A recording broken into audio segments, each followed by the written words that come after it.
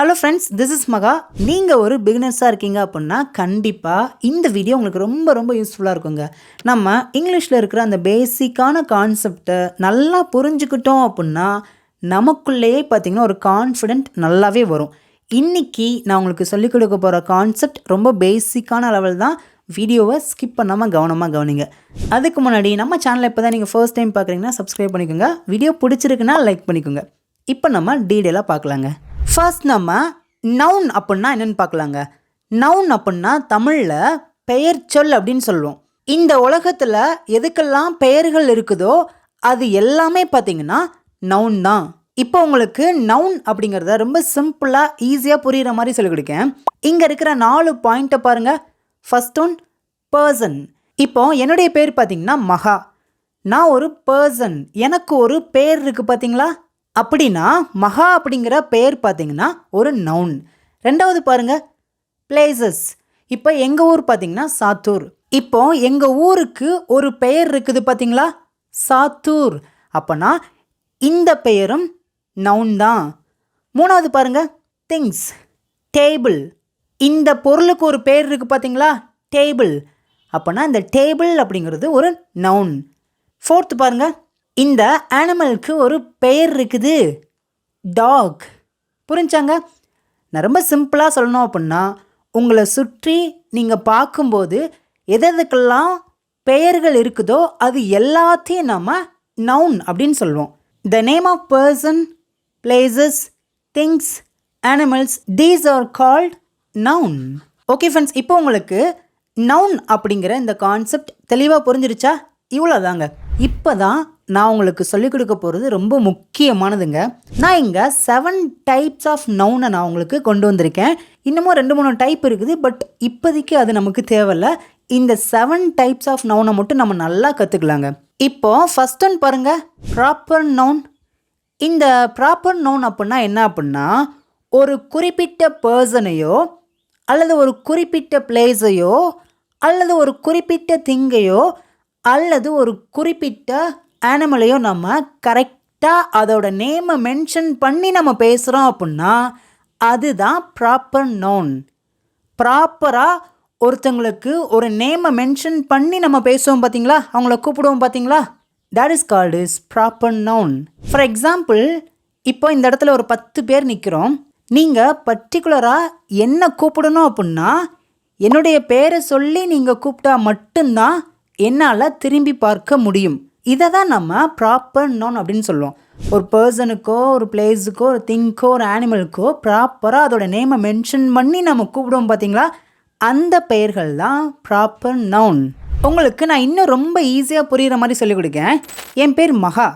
என்னை எப்படியும் கூப்பிடலாம், நான் ஒரு ஸ்டூடெண்ட்டாகவும் நீங்கள் கூப்பிடலாம். இன்னும் எப்படி கூப்பிடலாம், நான் ஒரு பாய், நீங்கள் என்ன ஒரு பாய் அப்படின்னு கூட கூப்பிடலாம். நல்லா கவனிங்க, எனக்கு இங்கே எத்தனை பேர் இருக்குது, மகா, ஸ்டூடெண்ட், பாய். ஆனால் என்னுடைய ப்ராப்பரான நேம் என்ன, மகா. இப்போ மகான்னு நீங்கள் கூப்பிட்டாதான் என்னுடைய பேருக்கு ஒரு ப்ராப்பரான நேம் இருக்குது அப்படின்னு சொல்லிட்டு தெரியும். என்னைய மகா அப்படின்னு கூப்பிட்டா மட்டும்தான் பார்த்தீங்கன்னா அது ப்ராப்பராக என்ன கூப்பிட்றதுக்கான அர்த்தம் இருக்கும். இப்போ உங்களுக்கு ப்ராப்பர் நவுன் அப்படின்னா என்னென்னு சொல்லிட்டு ரொம்ப தெளிவாக புரிஞ்சிருச்சாங்க. இங்கே நான் ஒரு 5 சென்டென்ஸ் எழுதியிருக்கேன். இந்த 5 சென்டென்ஸில் ப்ராப்பர் நவுன் அப்படிங்கிறத நீங்கள் தான் கண்டுபிடிக்க போகிறீங்க. உங்களுக்கு ஆன்சர் தெரிஞ்சு அப்படின்னா கரெக்டாக ப்ராப்பர் நவுனை மட்டும் உங்களுடைய ஆன்சரை காமெண்ட்டில் நீங்கள் வரிசையாக சொல்லலாம். நான் ஒரு 10 செகண்ட் நான் உங்களுக்கு டைம் கொடுக்குறேன்.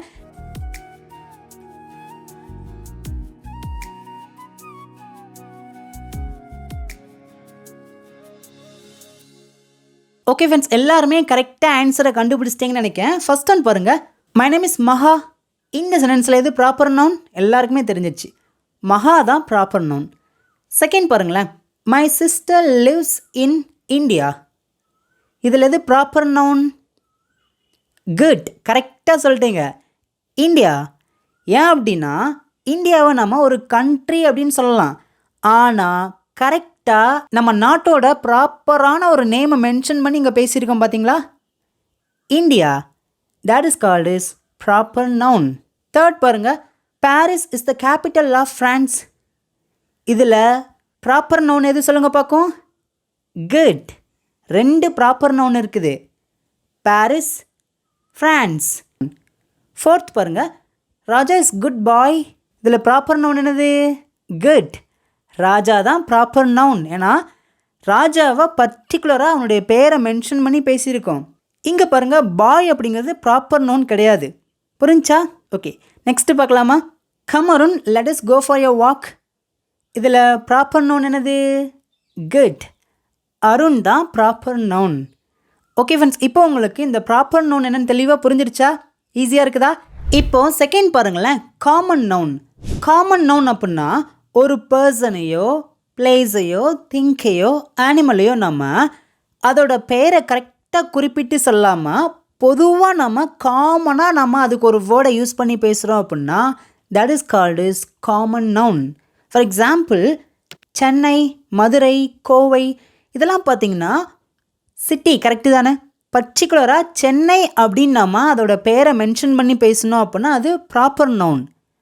சென்னை அப்படிங்கிற ஊரை நம்ம சிட்டி அப்படின்னு பேசணும் அப்படின்னா அது காமன் நவுன். ஏன் அப்படின்னா சிட்டி அப்படிங்கிறது பார்த்திங்கன்னா மதுரையும் ஒரு சிட்டி தான், கோவை ஒரு சிட்டி தான், திருநெல்வேலி ஒரு சிட்டி தான், தூத்துக்குடி ஒரு சிட்டி தான். புரிஞ்சா?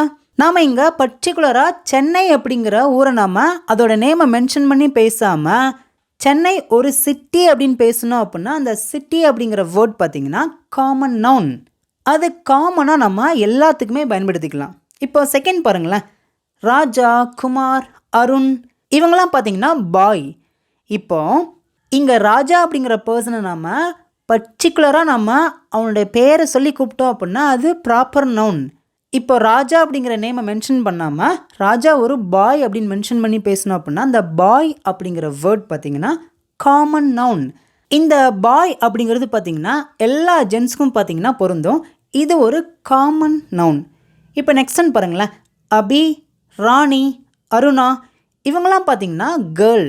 இவங்க 3 பேரையுமே நம்ம காமனாக கேர்ள் அப்படின்னு சொல்லுவோம். அப்போனா கேர்ள் அப்படிங்கிறது பார்த்திங்கன்னா ஒரு காமன் நவுன். நெக்ஸ்ட்னு பாருங்கள், இந்தியா, அமெரிக்கா, கனடா இதெல்லாம் பார்த்திங்கன்னா எப்படி சொல்லுவோம்? ஒரு கண்ட்ரி அப்படின்னு சொல்லுவோம் பார்த்திங்களா? இந்தியா அப்படிங்கிற நேமை நம்ம ப்ராப்பராக மென்ஷன் பண்ணி பேசணும் அப்படின்னா அது ப்ராப்பர் நவுன். இந்தியா அப்படிங்கிற நாடை நம்ம கண்ட்ரி அப்படின்னு பேசணும் அப்படின்னா அந்த கண்ட்ரி அப்படிங்கிற வேர்ட் பார்த்திங்கன்னா காமன் நவுன். ஓகே ஃப்ரெண்ட்ஸ், இப்போ நான் இங்கே 5 எக்ஸாம்பிள்ஸ் எழுதியிருக்கேன். நீங்கள் தான் கரெக்டான காமன் நவுன்னா காமெண்ட்டில் நீங்கள் சொல்லணும். உங்களுக்கு 10 செகண்ட் நான் டைம் கொடுக்குறேன். வீடியோவை பாஸ் பண்ணிவிட்டு கூட நீங்கள் ஆன்சர் பண்ணலாம்.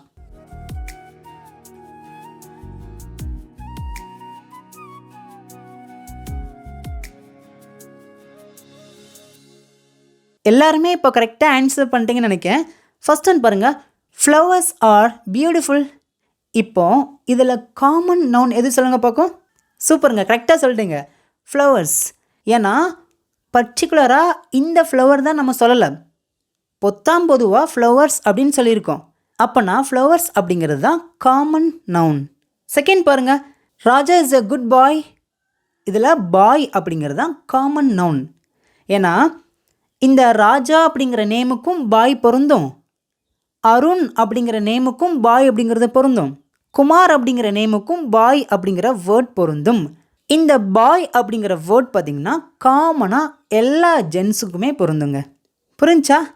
இதில் ப்ராப்பர் நவுன் என்னன்னு சொல்லுங்கள் பார்க்கும்? சூப்பருங்க, கரெக்டாக சொல்லிட்டீங்க, ராஜா தான் ப்ராப்பர் நவுன், பாய் அப்படிங்கிறது காமன் நவுன்.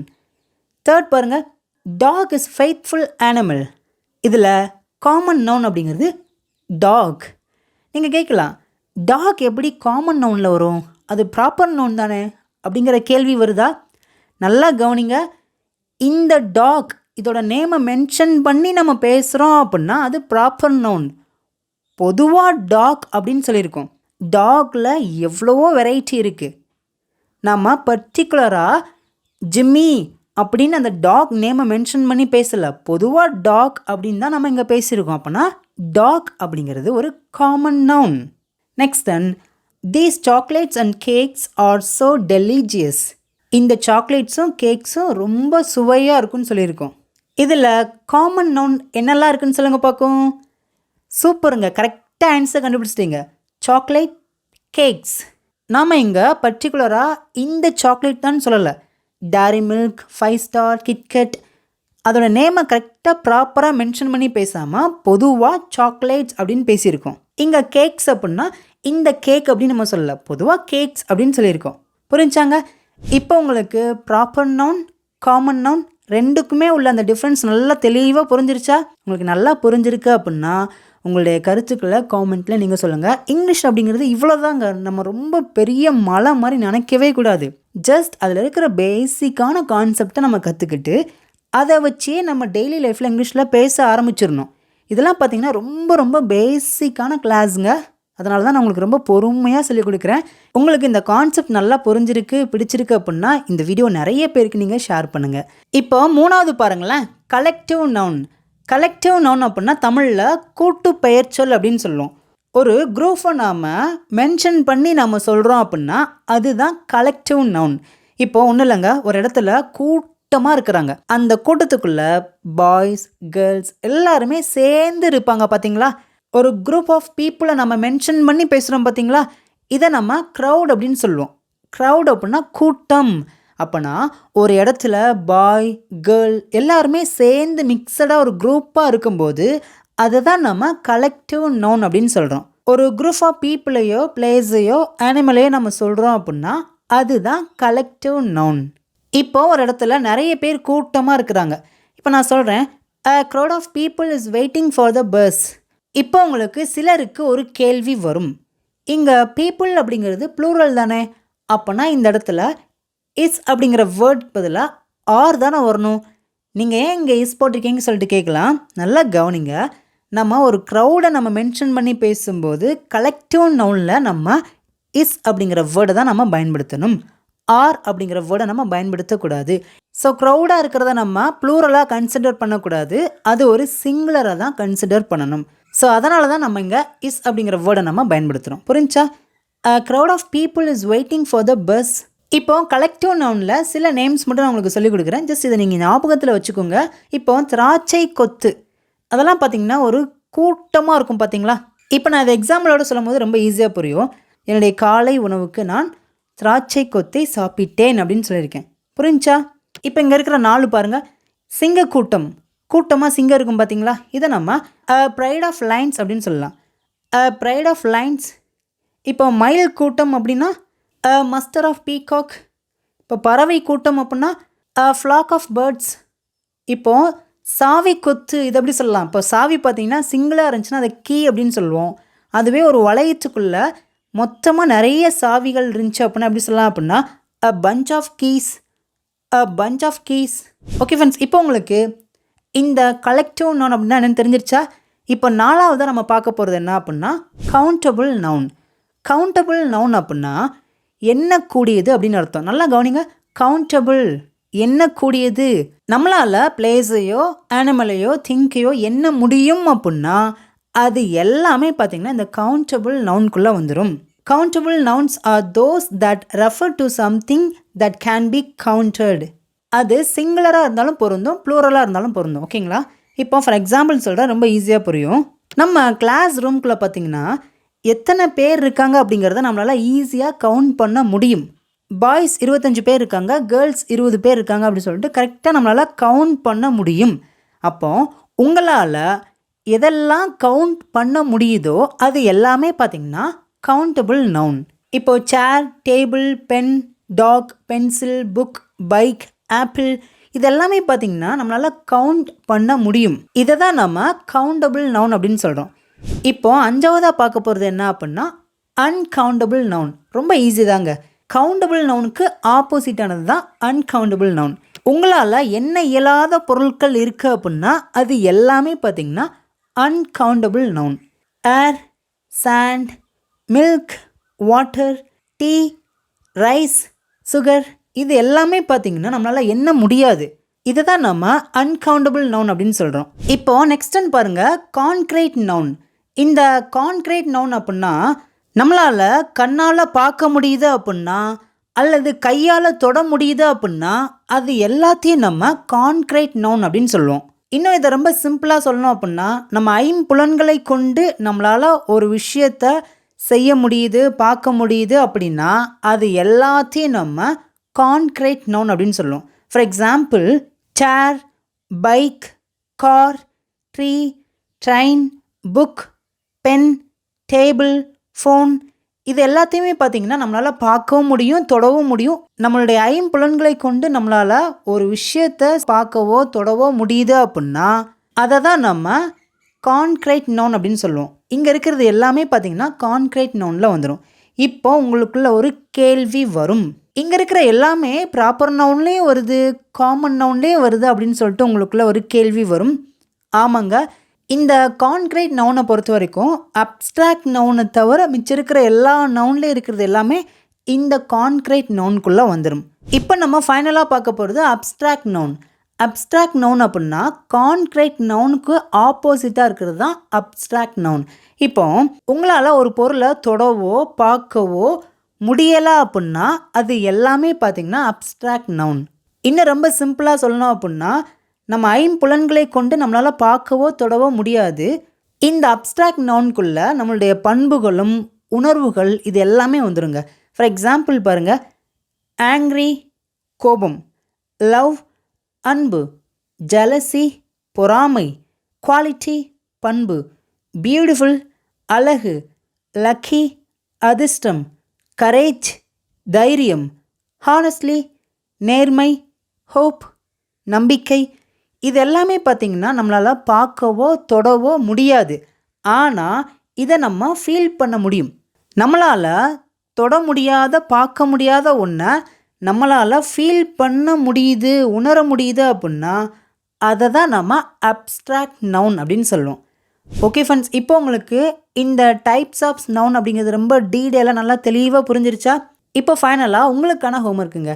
டைப்ஸ் ஆஃப் நவுனில் மொத்தம் 7 இருக்குது. அந்த 7 நவுன்ஸை நீங்கள் உங்களுடைய ஆன்சராக காமெண்ட்டில் நீங்கள் சொல்லுங்கள். இன்னும் இது போல் நிறைய வீடியோஸில் உங்களை பார்க்குறேன். தேங்க்யூ.